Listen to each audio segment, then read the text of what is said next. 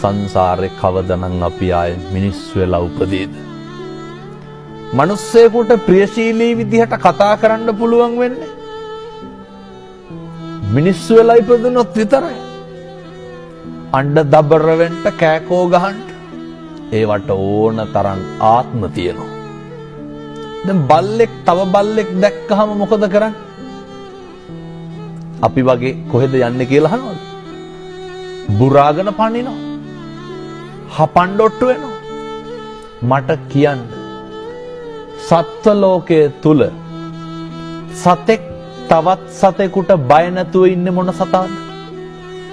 හැම සතෙක්ම ඉන්නේ තවත් සතෙකුට බයෙන්. හැම සතෙක්ම ඉන්නේ තවත් සතෙකුගේ ග්‍රහණයට ලක් වෙයි කියලා නේ. පැහැදිලිද මම මේ කියන එක මනුෂ්‍ය ආත්ම භාවයේ තියෙන වටිනාකම? මේක තේරුම් නොගන්න තාක්කල් බනහන එකේ අර්ථයක් නැහැ. කෙනෙකුට දෙන්න පුළුවන් දෙයකට තියෙන්නේ වතුර වීදුරුවක් නම් ඒක බොහොම ගෞරවයෙන් දෙන්න.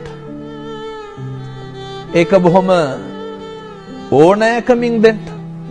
මෙහෙම දේශනා කරන්නට හේතුව තමයි පින්නතුනේ අපිට සංසාරේ කවදානම් ආයේ මිනිස්සෙකුට මම මේ වතුර වීදුරුවක් කීවේ මේක බොහොම සරල දෙයක් රුපියල් 50ක්වත් යන්නේ නැහැ.